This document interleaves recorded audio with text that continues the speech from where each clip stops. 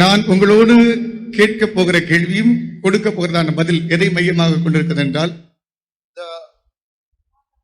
the question that I'm going to ask you and the answer that I'm going to give you is based on, నేను అడగబోనటువంటి ప్రశ్నయు దానికి తగినటువంటి సమాధానము దేనిని కేంద్రీకరించుకొని ఉంటుందంటే, காதல் அன்பில் என்ன தவறு இருக்கிறது? what is wrong with romantic love? ప్రేమించి ప్రేమ చూపించడంలో తప్పేంటి? நீங்க சொன்ன உடனே இப்படி சிரிப்பீங்கன்னு எனக்கு தெரியும். I knew that when I say this you will laugh. నేను ఇలా చెప్పిన వెంటనే మీరు నవ్వుతారని మాకు తెలుసు. நீங்க சிரிச்சாலும் சரி என்ன சொன்னாலும் சரி இதுக்கு பதில் கொடுத்து தான் ஆகணும். Whether you laugh or whether you don't laugh, whatever you say I will give you the answer, the right answer. మీరు నవ్వినా సరే నవ్వకపోయినా సరే నేను దీనికి సరైన సమాధానం చెప్పి తీరాలి. இப்போ நான் சொல்றத கொஞ்சம் கவனமா கவனிங்க. I want you to pay careful attention to what I say. ఇప్పుడు నేను చెప్పేది శ్రద్ధగా ఆలకించండి. உன்னுடைய அறிவின் பகுதிக்கும் உன்னுடைய ஆவிக்குரிய பகுதிக்கும் உணர்வுகளின் பகுதிக்கும் இருதயத்தை விசாலமா திறந்து வச்சு பாரு. I want you to expand your heart, to enlarge your heart now to listen to me, so that you might be able to listen to the answer from the spiritual point of view, from the emotional point of view. ఇప్పుడు మీ హృదయాన్ని తెరచి నేను చెప్పేటువంటి దాన్ని మీ హృదయాన్ని విశాలపరచుకొని చెప్పేదానికి సరైనటువంటి సమాధానం వస్తున్నదనేటువంటి దాన్ని గ్రహించి ఆత్మీయ సంబంధమైనటువంటి కార్యములకు తగినటువంటిదిగా నేను చెప్పేటువంటి విషయాన్ని మీరు గ్రహించండి. And from the intellectual point of view. வளமாக பதில் சொல்ல எனக்கு 2 மணிக்கூர்கள் எடுக்கும். ஆனாலும் சுருக்கமான இந்த சமயத்துக்குள் ரத்தின சுருக்கமாய் இரத்த புஷ்டியாய் விடை கொடுக்க விரும்புகிறேன். To give you a detailed answer I'll need 2 hours, but I'll try to be as brief as possible when I give you this answer. దీనిని చెప్పాలంటే 2 గంటల సేపు పట్టవచ్చు, కానీ అతి సులభంగాను రక్త పోషణమే కలుగు నిమిత్తమై నేను క్లుప్తంగా చెప్పాలని కోరుకుంటున్నాను. வாலிப பிள்ளைங்க, நீங்க இருக்கக்கூடியதான இந்த காலத்துக்கும் எங்களுக்கு சற்று முன்பே இருக்கிற காலத்துக்கு இடையே ரொம்ப வித்தியாசம் இருக்கு. இன்னும் சொல்லப்போனா நான் என்ன எடுத்துட்டா 2 ஜெனரேஷனுக்கு நடுவுல இருக்கிற மாதிரி ஒரு குரூப் தான் நான். There is a big gap or a big difference between you young people who are living in your time and me who was when I was young. I was a person who was in the junction between 2 generations. మునుపునటువంటి సంతానపు వారికిని ఇప్పుడున్నటువంటి మీ యవ్వన కాలపు కాలమునకును చాలా తేడా ఉంది. కానీ మధ్యలో నేను ఒక యవ్వనస్తుని. నా కాలంలో నేను మీకు మధ్యలో ఉన్నాను. அந்த காலங்கள்ல காதல் என்கிறதான அந்த வார்த்தையே ஒரு பாவமா தான் நினைச்சாங்க. காதல் சொன்னா கேர்ள்ஸ்க்கு பண்ணவே தெரியாது, பாய்ஸ் தான் பண்ண தெரியும் அப்படி நினைப்பாங்க. In those days romance itself, the word itself was a bad word. People thought only boys knew what romance was, girls knew nothing, they were innocent. పూర్వకాలమైతే ప్రేమ అనేటువంటి విషయం గురించి చూచినప్పుడు అది పాపము అనేటువంటి దృష్టితో చూచారు. అదే సందర్భంలో ప్రేమించడము అనేటువంటి అమ్మాయిలకే తెలీదు, అబ్బాయిలకు మాత్రమే తెలుసని అప్పుడు అనుకున్నారు.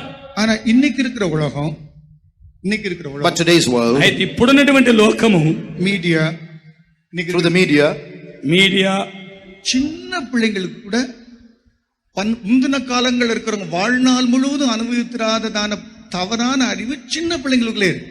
Small children have knowledge that even adults did not have when they died.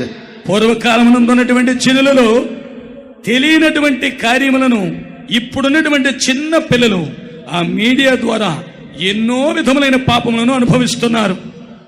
சொல்ல போனா காலேஜுக்கு போறதான் நம்ம பிள்ளைங்களுடைய கல்லூரிகள் கூட பிள்ளைங்களுக்கு ஒரு பொண்ணை பத்தி அவங்க பேராசிரியர் சொன்னார்.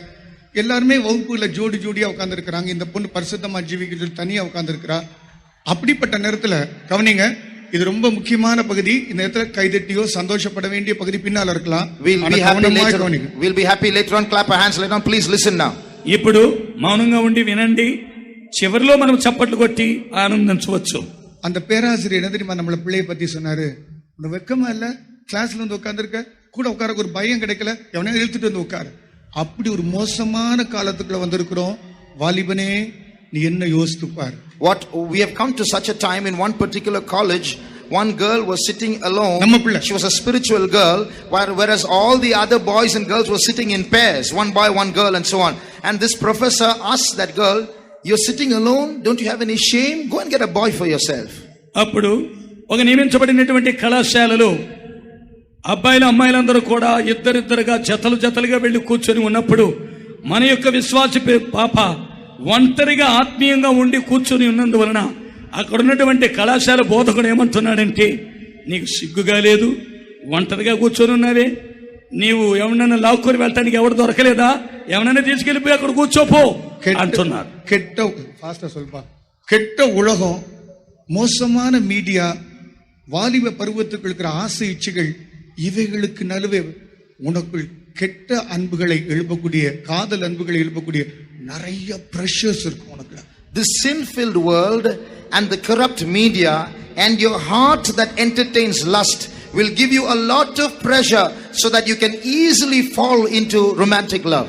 మీడియాస్ ఎక్కువగా ఉన్నందువలన ఈ రోజుల్లో ఈ పాపం అనేటువంటిది యవనస్తులలో అతి వేగముగా ప్రవేశించి అనేక రీతులుగా వారిని లోకములో పాపమునకు లోబడిచేటువంటి స్థితికి, మహాఘోరమైన స్థితికి వచ్చి ఉన్నది. இப்படிப்பட்ட அந்நிய அன்புகளுக்கு ஈடுபட்டு இதன் அடிப்படையில் ஒரு விவாகம் செய்து கொள்ளலாமே அப்படிங்கிற எண்ணங்கள் அடிக்கடி உனக்கு வந்து போகும். So this thought will come often in your mind. Is it wrong? Is it not all right to get into such a kind of love and get married by it? ఈ రీతిగా మనము మీడియాల ద్వారా సంబంధపడి ఒకరితో ఒకరు సంబంధపడి వారిని ప్రేమించి ఇట్లాగైనా పెళ్లి చేసుకుందామని యవనేచ్ఛల కోరికలు నీ మనసులో కలుగుతూ ఉంటాయి. இப்ப நான் விஷயத்துக்கு வரேன். Now I'll come to the point. ఇప్పుడు మన కార్యానికి వచ్చేదము. வாலிபனே, உன்னுடைய இருதயம்தான் அன்பின் இருப்பிடம். Your heart is the seat of love. నీ యొక్క హృదయమే ప్రేమ నివాసము. விவாக விஷயத்துல அன்பினுடைய இந்த விஷயங்கள்ல பருவத்தை நீ அடைகிற நேரத்துல உன்னுடைய இதயத்தில் இருக்கிற அன்பை திறக்கும் போது ரொம்ப ஜாக்கிரதையா இருக்கணும். When you come of age and when it comes to marriage and when it comes to opening your heart towards love, you have to be very careful in making your decisions. నీ యవ్వన కాలములోనికి నీ వచ్చినప్పుడు, నీ హృదయమును ప్రేమ కొరకై తెరచునప్పుడు, నీ వివాహ కాలమునకు నీ వచ్చి నీ ప్రేమను వెల్లడి చేయనప్పుడు మరీ జాగ్రత్తతో నీ హృదయమును తెరవాలి. திறக்கிறதுக்கு கவனி, 3 காரியங்கள் இருக்கிறது. திறக்கக்கூடியதான ஒரு நேரம் இருக்கு, திறக்கக்கூடிய ஒரு மனிதன் இருக்கிறான், திறக்கக்கூடிய விதம் இருக்கு. Now there are three. When it comes to opening your heart, there are three things to remember. 1, there is a time in which you have to open your heart. 2, there is a person to whom you have to open your heart.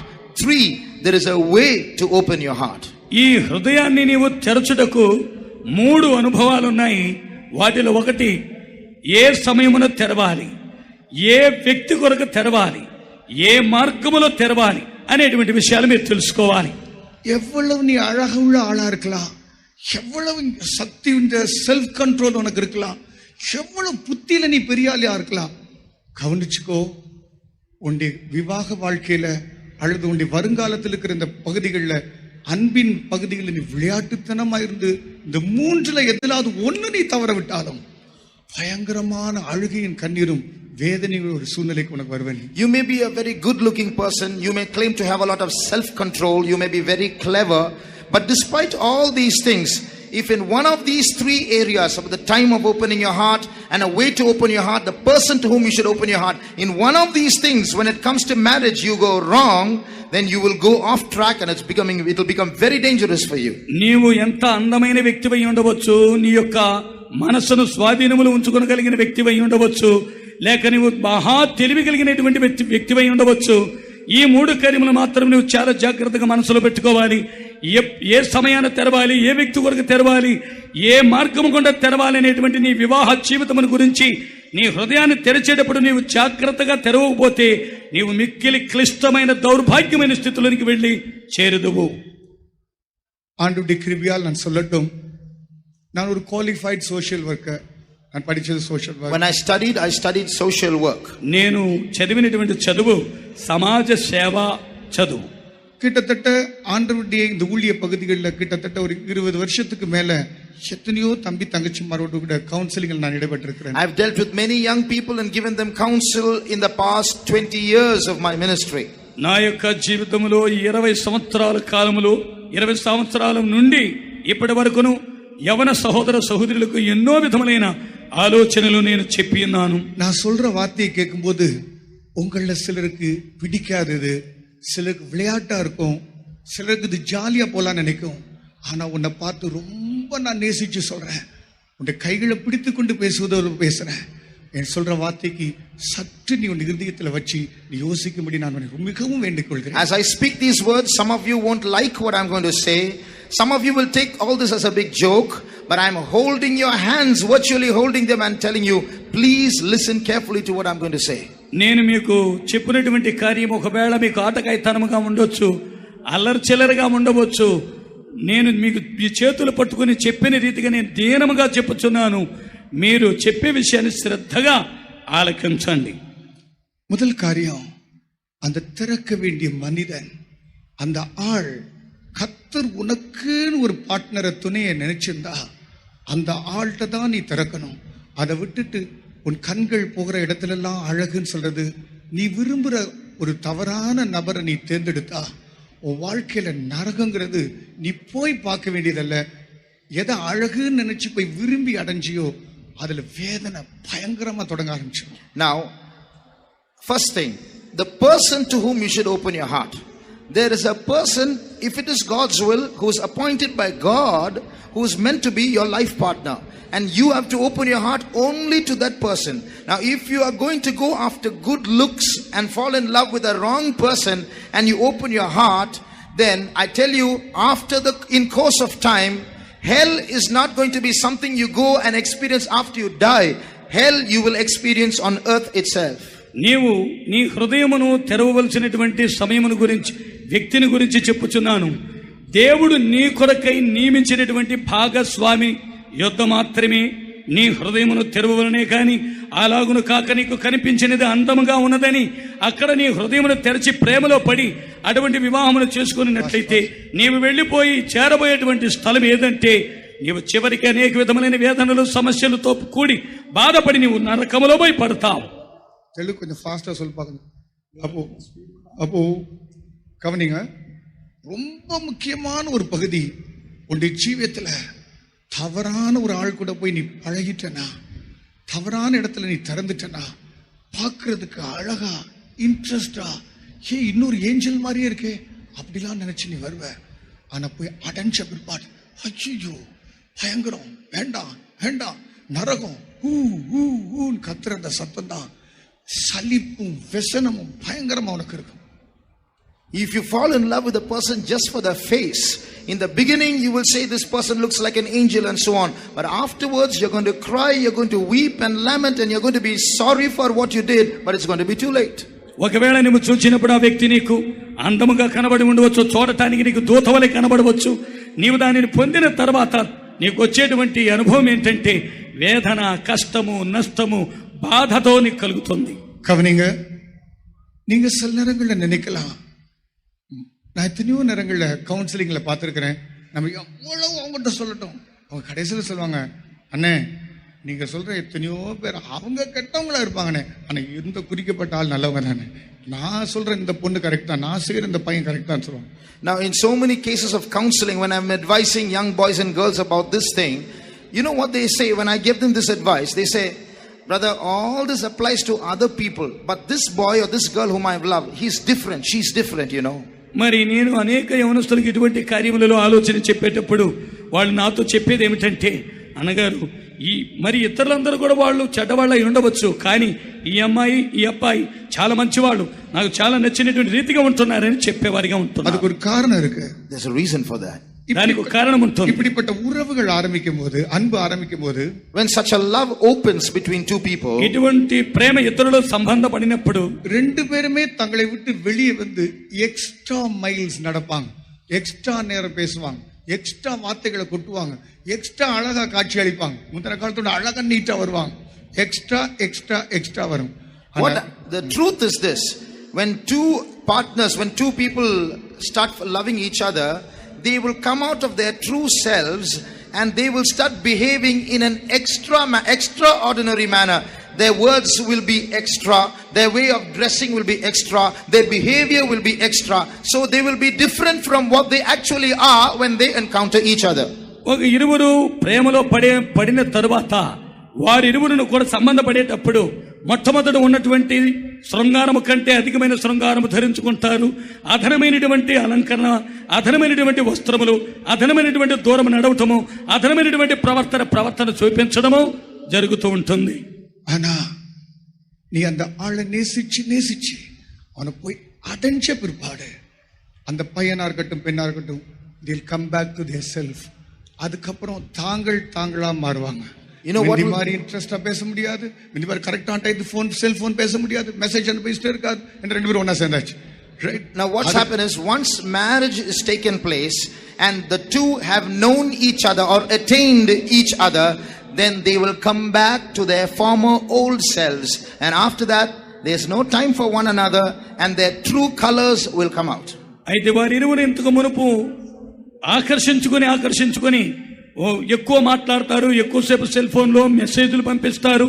అన్ని చేసిన తర్వాత వారిరువురు ఏకమైపోయిన తర్వాత ఇక మాట్లాడడానికి కుదరదు, ఇక cell phone చేయడానికి కుదరదు. తర్వాత ఇద్దరు కూడా ఏకమైనందువలన అది మిక్కిలి కష్టకరంగా మారిపోను. அப்பதான் சொல்லுவாங்க, என்ன நடிச்ச, என்னெல்லாம் பேசின, எவ்வளவு நேரம் மணிக்கு நீ அப்படி செஞ்ச, இப்ப பாரு உன்னை பார்த்தா அப்படி இருக்கு இப்படி இருக்கு. உண்மையான கலர் அப்பதான் தெரியும், அப்பதான் சலிப்புங்கிறது தட்டும். Only then they will start accusing each other. How much you acted, you acted as though you had so much of time for me, and now you are behaving like this. This is when they are themselves once again. వారిరువురు ఏకమైన తర్వాత ఇంకా మాటలు మాట్లాడడానికి కుదరదు కనుక వారి మధ్యలో వచ్చేటువంటి సమస్యను చూచి ఏమంటారంటే, అప్పుడు నువ్వు ఎంత బాగా మాట్లాడావు, ఎంత బాగా నటించావు, ఎంత బాగా చేసి ఇప్పుడు నువ్వు నన్ను మోసం చేశావంటారు. எதை அழகுன்னு நினைச்சி அடையணும்னு நினைச்சியோ அதை அலங்கோலமா பார்த்து அகன்று போகணும்னு நீ விரும்புவேன். What you thought was beauty, what you thought you wanted to enjoy will now become ugly and you will want to withdraw. ఏదైతే నువ్వు అందముగా సౌందర్యముగా అనుకొని నువ్వు ప్రేమించి దానితో పాటు వెళ్ళి సంబంధపడి ఐక్యపడ్డావో దానిని నీవు తర్వాత చూసినప్పుడు వికారంగా మారినప్పుడు దాని నుండి నీవు వేరైపోవాలని చూస్తున్నావు. Number 2, நீ திறக்க வேண்டிய நேரம் இருக்கு. 2, there is a time to open your heart. రెండవది, నీవు తెరవవలసిన సమయం ఉన్నది. உனக்கு அந்த குறிக்கப்பட்ட நபரை ஆண்டவரே நியமித்திருந்தா கூட அதுக்கு ஒரு நேரம் இருக்கு, அது வரைக்கும் நீ காத்திருக்கணும். Suppose that person whom God has appointed for you is appointed by God himself. There is a time for you to open your heart even to that person. నీ కొరకు నియమించబడినటువంటి భాగస్వామిని దేవుడు నియమించి ఉన్నప్పటికీ ఆ దానిని అనుభవం పొంద నిమిత్తమై దానికి తెరవలసినటువంటి సమయం ఉన్నది.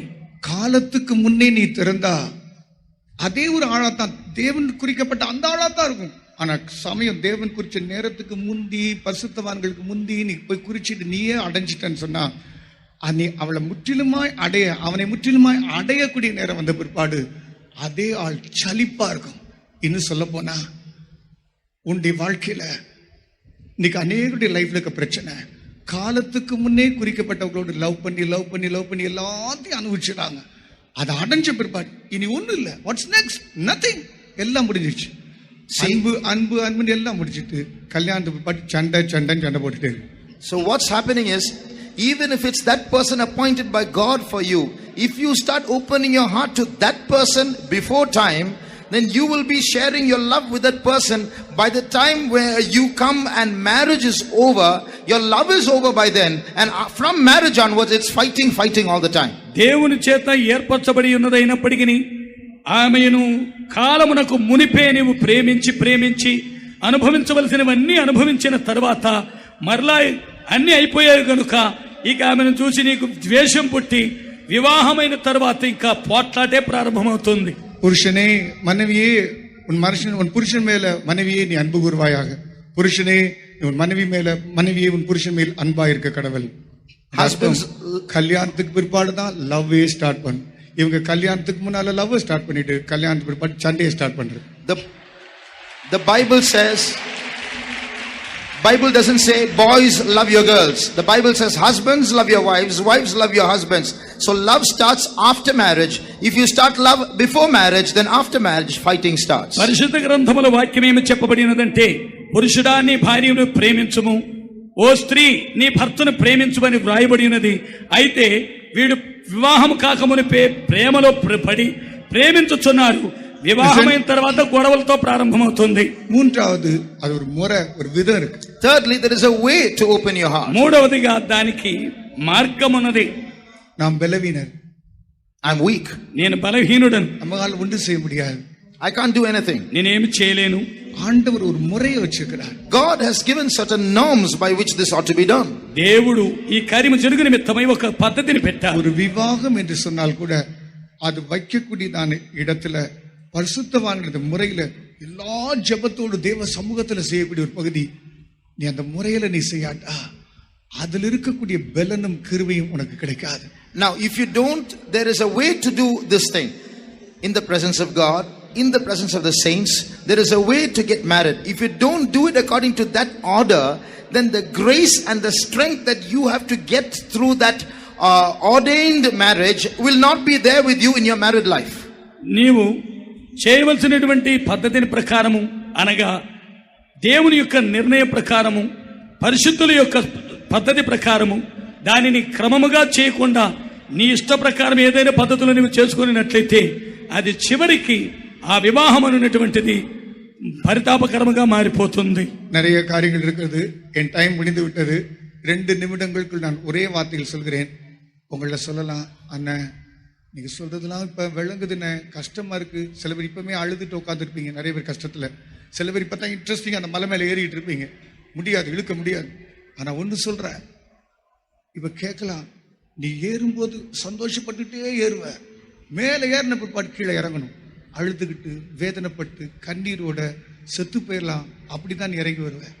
See, I want to tell you finally, I have only 2 minutes left, so I have to finish my statements. What I'm saying, some of you are already crying because of your trap. Some of you are now fully excited. You're climbing up the mountain of romance just now. But I tell you, there is something called the mountain top. After you reach the top, what can you do? The only thing you can do is to come down. And you're going to come down weeping and lamenting. You're going to be lonely and depressed, and you'll want to kill yourself. ఇప్పుడు అనేకులను విడిచిపెట్టినట్లయితే ఏడవటానికి కూడా సిద్ధపడుతున్నారు, కానీ వారు ఎక్కేటప్పుడు మాత్రం సంతోషముగా పైకి ఎక్కిపోతున్నారు. కానీ అక్కడ నుండి దిగి రావాల్సి వస్తుంది. అక్కడ నుంచి దిగి వచ్చేటప్పుడు కన్నీళ్లతోని వ్యాధనతోని దిగి వస్తూ ఉన్నది. முதலே செய்யாம இருக்கிறது நல்லது. இப்ப நீ கேள்வி கேட்கலாம், நான் இப்படி தப்பாயிட்டேன், எனக்கு ஏதாவது ஒரு ஆன்சர் இருக்கா? ஒரு காரியம் தம்பி தங்கச்சிமா, இதுக்கு ஒரே பதில் தான். இருதயத்தில் அன்பை வச்சவர் ஆண்டவர் தான். Now I want to tell you, some of you may not have yet fallen in love. Prevent it. Some of you may already be being trapped in such a situation. Your question might be, Lord, what should I do in this state? Is there any way out of this? I want to tell you something. It is God himself who has put love in human hearts. ఇప్పుడు గమనించండి, ఇప్పుడున్నటువంటి వారిలో కొంతమంది ఇప్పటి వరకు ఎవరు ప్రేమలో పడలేదు, మరి కొంతమంది అయితే ఇప్పటికే ప్రేమలో పడిపోయి ఉంటారు. ఇట్లాంటి సందర్భమునందు, ప్రభువా నాకు ఏదైనా దీంట్లో నుంచి విడుదల ఉన్నదని మీరు కోరుకోవచ్చు. కానీ దేవుడిని చెబుతున్నాడు, దేవా నా దేవుని యొక్క ప్రేమ మాత్రమే నీ హృదయంలో ఉండడానికి చోటు ఇవ్వవలెను. உன்னுடைய ஹார்ட்டை ரீசெட் பண்ணக்கூடிய ஒரே ஒரு இடம், அந்த கல்வாரி அன்பு கிட்ட போய் நீ கதறி அழும்போது அவர் மட்டும்தான் உன்னை ரீசெட் பண்ண முடியும். எங்கேயுமே அது திருப்பி அது அடங்காது. எங்கேயோ டிக்கெட் எடுத்து நீ ஃபாரினுக்கு பறந்து பறந்து பார்க்கலாம், ரெக்ரியேஷன் கிளப்ஸுக்கு போகலாம், 1000 பேர் உன் காதுகள் வந்து அன்பா ஆலோசனைகளை சொல்லலாம், அது உன்னை கொண்டுகிட்டே இருக்கும். ஆனால் எந்த ராஜாவுடைய அன்பு கிட்ட நீ உட்கார்ந்து அந்த சிலுவை கிட்ட வருவாயோ, அவர் அந்த அந்நிய அன்புகளை துரத்தி ஆரம்பத்தில் இருக்கிற அநாதி அன்பை உனக்கு திரும்ப தருவார். There is only one place in this world where you can reset your lost heart.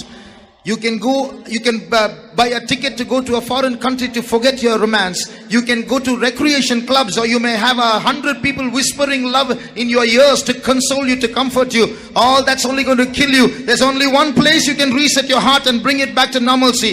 That's Calvary, where you submit to the love of Calvary. He can retune your heart to make it healthy. నీ హృదయంలో ఉన్నటువంటి ప్రేమను నీవు పోగొట్టుకొని చివరికి నా హృదయమును ఎవరు సరిచేయగలడు, నేను మరలా పాత స్థితికి ఏ రీతికి రాగలనని నీవు అనుకున్నట్లయితే, ఒకవేళ నీవు విమానములో ఇతర దేశములకు ఎగిరి ఉండవచ్చు, లేక వేల మంది ప్రజలు వచ్చి నీ చెవులో నీకు ఆలోచనలు చెప్పి ఉండవచ్చు, అయినప్పటికీ నీకు ఇటువంటి ప్రేమ దొరకకపోయిన ఎడల నీవు నీ ప్రేమను పొందవలసినటువంటి చోటు ప్రభు అయినటువంటి యేసు క్రీస్తు యొక్క కల్వరి. ఆ కల్వరి చోటుకు వస్తే నీ అన్య ప్రేమలను తొలగించి ఆ కల్వరి ప్రేమతో నిన్ను మరలా ఆది ప్రేమలోనికి తీసుకుని వచ్చి నిలబెట్టును. இந்த நாட்கள்ல அந்த கல்வாரி அன்பை கதறி கதறி அழுது உன் இருதயத்தில் இருக்கிற அந்நிய அன்பை விரட்டுனா ஜெயம் உனக்கு இப்பொழுதே கிடைத்து விட்டது. If you- கர்த்தர் நமக்கு உதவி செய்யும். If you cry out for that love of Calvary and pray to the Lord to give you that love, He will chase out that strange love and fill you with His love. May the Lord help us. మీరు ఈ ప్రేమల నుండి విడుదల పొందవాలంటే ప్రభువైనటువంటి యేసు క్రీస్తు యొక్క Calvary యుద్ధకు వచ్చినట్లయితే అన్య ప్రేమలను ఆయన పారద్రోలి ఆయన యొక్క ప్రేమను మరలా నీకు ఇచ్చి నిన్ను ఆది ప్రేమలోనికి తీసుకుని వచ్చి నిలబెడతారు.